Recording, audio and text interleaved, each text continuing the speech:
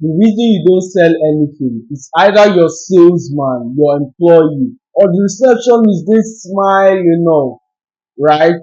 Wrong. Today I'm going to share with you a story, something that happened recently. By recently I mean just a day before yesterday. I was speaking to my mom and all of a sudden this conversation came out of nowhere. She said, "When are you going to learn how to start driving?" We went back and forth with it, and after everything I succumbed. The next day I went on a quest to find the perfect driving school. The first place I went to, held head up high, chin high, went there, big G. Saw some fat lady. As she heard footsteps approaching, she got up. I pulled out my sword, pointed it at her. "You will teach me how to drive." She gestured me to sit down. We went back and forth. I made enquiry of how much it would take, how long would it take for me to attain this skill. She said 2 to 3 weeks is enough. We charge on a weekly basis. This is the amount, etc., etc., etc. She was a very arrogant lady. While she was speaking to me, she stopped her ice cream truck and meet attending to me. That is bad customer service. And normally, I was not analyzing all of this in the moment. It's something that happens subconsciously. I now watch myself like a hawk. I watch my thoughts. I observe how I react to situations such that I do not make the same mistake again. I find out what I did good in order to repeat that same action that produces the experience. I left that place when I was heading to the place where my mom directed me to. And all of a sudden, my eye caught something spectacular. It was another driving school just around the corner. Slide open the glass, it took me to the corridor and it was extremely hot. I don't know how else to put it to words. It was as though there was some heater, but I could feel this is some artificial heat. Slide open the door, the glass door that leads to the main entrance. Finally, some air condition. Close the door behind me. "Hello, I'm here to learn how to drive. Sit down, please." He gave me this flyer. I went through it, uh, asked him, "What's the difference between," or he asked me, "Which one are you here to learn?" "What do you mean? Manual or automatic?" I don't even know the difference, or I don't have sufficient facts that would help me distinguish uh, which one from which one, and the trade-off. Why would I want to pick one over the other if I do not know the specific functions of each?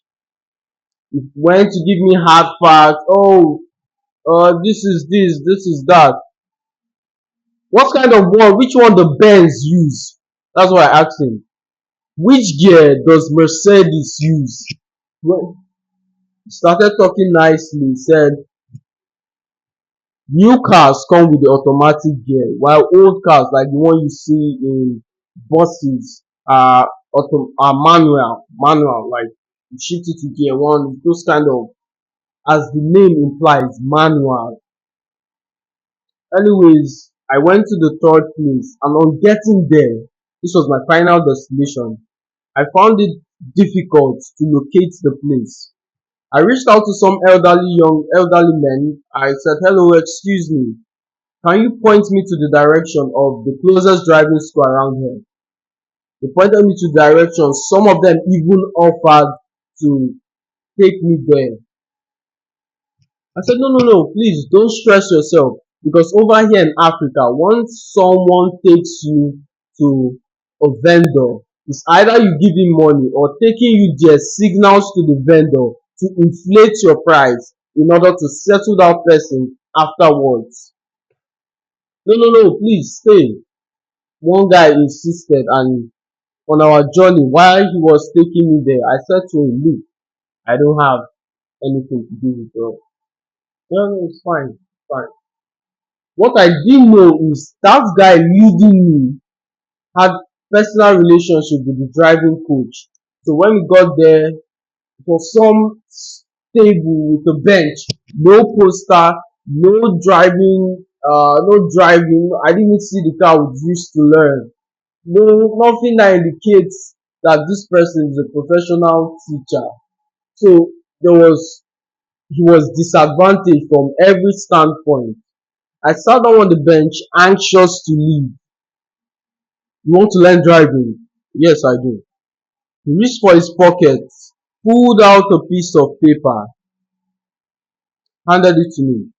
I looked at it and I was shocked.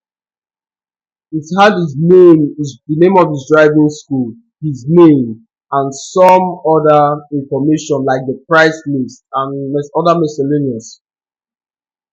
He said to me, "Are you a beginner or you have zero experience?" Yes, I'm a beginner.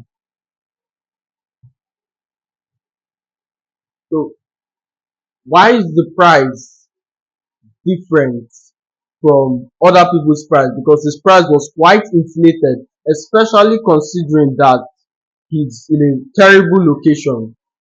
He said, "You know, the it's because of your father," referring to our former president. "That's why we had to refine the price. Now your elder brother," referring to this new current president, "he spoiled everything, so we have to make it this price."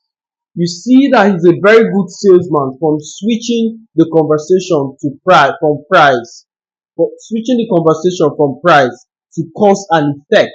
So I'm more willing and receptive to allow him sell to me or receptive to this inflated price because I know as to why it happened.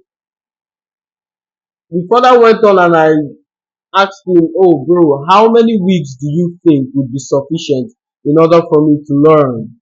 He said, 2 to 3 weeks is sufficient, but I don't have 2 weeks. I have only a week. Yeah, you're a young guy. I believe a week is fine for you to learn. What he did there is taking advantage of principles, sales principles. He's the kind of person I would refer to as an unconscious competence. This is the same thing with this is what Dale Carnegie talks in his book. Give a dog a name and it will live up to it.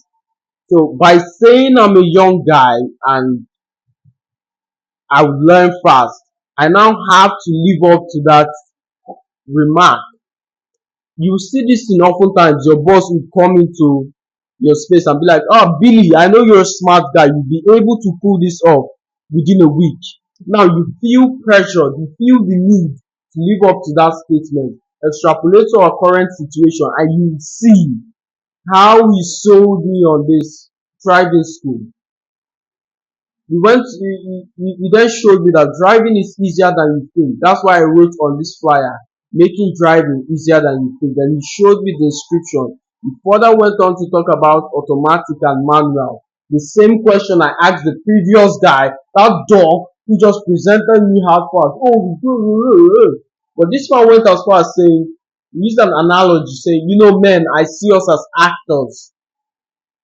In a movie, when an actor is running, you can see a bicycle, starts riding, stops, sees a motorcycle, gets in, sees a car, drives. That you want to be able to be versatile enough to adapt to situations and be perfect. When you're in a conversation or in a network space with your multi-millionaire friends and they ask you, "Can you drive?" You want to be able to say yes without including but. That shows incompetence. You don't want to be that guy. If I was the person, I would automatically disqualify you from whatever business I want to do because I do not consider you competent. So he sold me on that, giving me various analogies. For me, the only thing that I cannot drive now is a plane. Hold on, that's where I'm getting at with this story.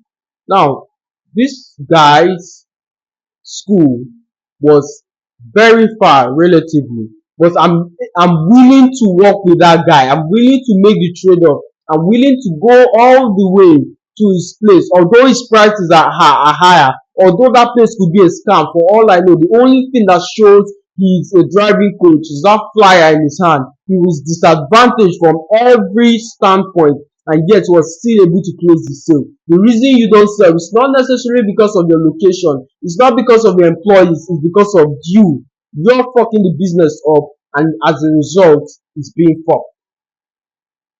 Imagine now that kind of person was to take the ambience of that second guy. Do you know how extremely wealthy he would be considering this is sales acumen?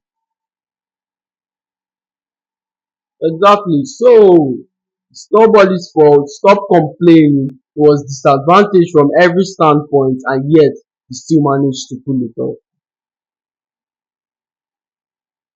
As always, my friends, I hope there's a lot you can learn from this. I'm saying this to that person who's about to give up because his store is in a small location. He's seeing his business as small. My friend, change that narrative you have of your business and everything will change. As you alter the way you relate to things and people, they in turn would alter the way they relate to you. It's like treating somebody badly and expecting him to treat you good in return. It doesn't work that way. Whatever you give out, you receive. And by Newton's third law, we understand that for every action, there's an equal and opposite reaction. As you sow, you shall reap. So start sowing good seeds in order to reap a bountiful harvest. As always, my friends, it's a pleasure speaking to you. I'll see you in the next one.